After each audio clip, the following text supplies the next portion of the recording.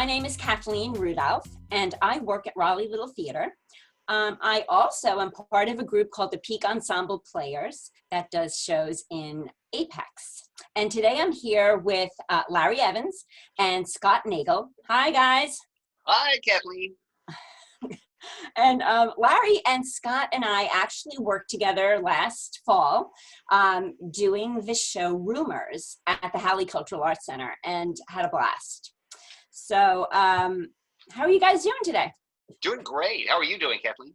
I'm doing fine. I'm actually working hard to try to figure this whole drama thing online. So I'm doing well. This is Friday, and this is the day of the week I take a shower. So there you go.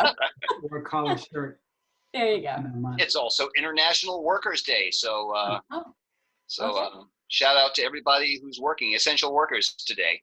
Yes, good. It is. It is. I'm liking my commute though, much better than normal. You know, yeah. Just walk down the hall and wow, it's great. Yeah, the bathroom is so much closer. Exactly. I know. All right, so Scott, can you tell us about when you first got the acting bug? Well, the first play I was in was actually in second grade, but that was sort of an obligation. My sister and I played Mr. and Mrs. Claus, weirdly enough, for like the second grade play, but that wasn't much of an interest to me. The first time I actually had fun in a play, I think I was in seventh grade, and I was just in the ensemble of The Music Man, and I just really enjoyed the process. I was playing like city soccer at the time. I had done it the first half of the year, and then the second half of the year I got in a play and was doing both, and I just stopped doing soccer and did the play instead, and it was just much more fun, and that's really what I stayed with. That's so great. Was that in Virginia? That was in Tennessee, in Johnson City, East Tennessee. Yeah. So other than that, what was your first show you were in? Probably after high school, I guess I should ask. Well, the first show I was in high school. It was Tom Stoppard's The Real Inspector Hound. And really how I gotten into it, I wasn't really that interested in doing plays or acting for that matter until I guess around 10th grade, I discovered Monty Python through some friends. And I thought, this is the funniest, greatest, most adventurous thing I'd ever seen. And I said, I want to try and be funny like them. So I would just sort of seek that stuff out. And what I really did in high school for several years was just doing speech and drama tournaments, doing humorous interpretation. I wasn't that interested in drama at all. I just wanted to do funny stuff. And humorous interpretation was where you do about a 5-minute excerpt from a play, and you just play all the characters turning from side to side and do it for competition. And I like the competition part of it. So I really just enjoy doing that and did that. And then the captain of the teacher who was in charge of all of that would do a play, and it was a Tom Stoppard play, which was very much had the same sort of, it was operating on the same frequency, I thought, as a lot of the Monty Python stuff that I liked. Yes. So I did that and just really enjoyed that. That's hysterical. Did you have any mentors? And if you did you get any great advice from them? I had a really good director, the professor that I had at school at Furman University, and I just always enjoyed him. He got his PhD from Tulane University and was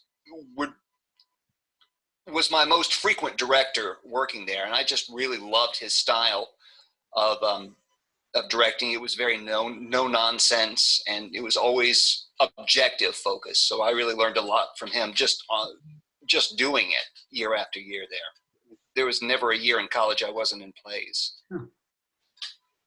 Do you have a favorite theater or movie actor? I really liked Max von Sydow a whole lot, and he died recently, and unfortunately it sort of got eclipsed. He was one of my all-time favorite actors, and I was amazed by his versatility and his ability to do so many great performances in so many different languages. So he was somebody I really liked a lot. As a teenager, I really admired Dustin Hoffman as well. Okay. And any comic actor who's just like at the top of his game or her game, I really like. Jerry Lewis? I was never really that into Jerry Lewis, but maybe I need to give that a second look. Do you remember if you had a worst audition? And if so, what happened at that? Auditioning, for me, actually, I'm probably better at auditions typically than I am in actual performances. Because I always knew that if I could be loud and energetic and fast, that would typically get you past 80% of the people who were doing anything there. And that's advice I actually passed on to my daughter as well. I don't remember an actual audition that I had a bad. I guess there was one bad audition, which was at Southeastern Theater Conference one year when I just really hadn't prepared, and I went up and did a mediocre monologue. I always hate monologues, and didn't get a single callback from that. But it was a lesson learned. Yeah. Yes. Is there a role you've always wanted to play? Well, I've aged out of almost all the roles that I want to play at this point. I always wanted to play Jack in The Importance of Being Earnest, which is one of my all-time favorite plays, but that ship has sailed. So, and I guess at this point, one of the roles I'd most like to play is Prospero in The Tempest. I was going to ask you that. You told me once that you could be happy doing only Shakespeare shows. I still feel that way. That's good. Why? Was it obvious? For me, Shakespeare, there's just so much variety and so many different settings. He just transports you to so many different ages, and just there's just everything there. And he just really builds a world. One of the things I liked, Harold Bloom called his book The Invention of the Human for Shakespeare. Shakespeare really just created fully fledged human characters that just really, to me, are just so compelling and so rich, and you can do them so many different ways. There's just so many options for it, and it's just always such an exciting thing to do, and it's just so beautifully written too, not a word out of place. That's great. What's your favorite show you've been in, and why? I've had so many shows, I don't think I could pick them. I loved Rumors a lot. You had to say that. Rumors was a blast. No, it really was. It was a 100% fun experience. I loved the last show I was in, The Old Man and the Old Moon. I had a tiny part in it, but it was just great being a part of that, and I just loved the musicality of it and the fantasy and just everything else that was going on. But frankly, I can't remember ever having a bad experience in a play because I love doing it so much. Right. Larry and I often talk about like different people like we've been on stage with. And is there a certain type of actor that's best to be on stage with? I think the best actor to be on stage with is a generous actor, one who really wants to work off of you. And it's something I try to do as well. I try to really connect with whoever's on stage. One of the reasons I love auditions where you don't do monologues, where you actually have somebody to work with. But usually I just find that if you're generous as an actor, it's reciprocated often, and everything, the whole thing gets better that way. Yeah, absolutely. Larry had the same response. Someone that actually works with you and looks you in the eye. You know? Mm-hmm. Exactly. Yeah. Who's listening to you? Right. I would never want to do a one-person show because I want to connect with the other actors. Yeah. The only thing that you can do in a one-person show is really connect with the audience. And that can sometimes be a fun experience as well. And that's one of the things I learned from humorous interpretation. You got to do that sometimes. Mm-hmm. I'll tell a real short story. I was doing the musical Working years and years and years ago. I had this thing about doing the gas man, the worker. And I kept working on it. And then one day I just said, just talk to the audience, Larry. And as soon as I let that wall down, I was able just to relax and look at the audience and do the monologue. You say the play Working? Right, Studs Terkel musical version. I remember that. I actually did a Studs Terkel show collection of those things at Barter Theater in Abingdon, Virginia. I played the piano player, and my monologue was sort of broken up in between everybody else's monologues so that I could play musical interludes in between. Oh, that's good. That's great.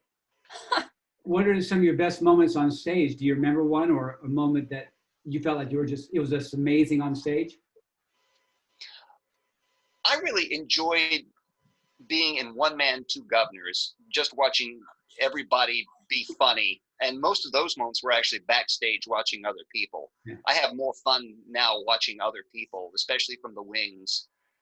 And then going out and doing that. That play was just such a laughter distribution mechanism. There wasn't much of a story to it, but it was just so fun just hearing the audience laughing so consistently. I thought, really, that spoils you for a lot of other shows because the laughs aren't just nonstop on most shows. There were a lot of funny people on that stage. It was hard not to laugh. Yes. That's great. What's one of the funniest things that ever went wrong during a performance? Well, it wasn't funny for me, but when I was in Noises Off, I was very impressed by my ability to go through the entire show without actually getting hurt, in spite of the fact that I fell downstairs and was banging into doors. But on the last performance, which was an added performance for a group of accountants who weren't a very good audience, frankly. They didn't laugh very much. I think they were a captive audience that Sunday. And it was the second show that day. So, but as we were doing the last curtain call, I turned to head out my door to exit off of stage, and the door was open more ajar than I thought it was. And I ran right into it like that and went, ha, ha, ha, and laughed at everybody as though it were on purpose. Yeah.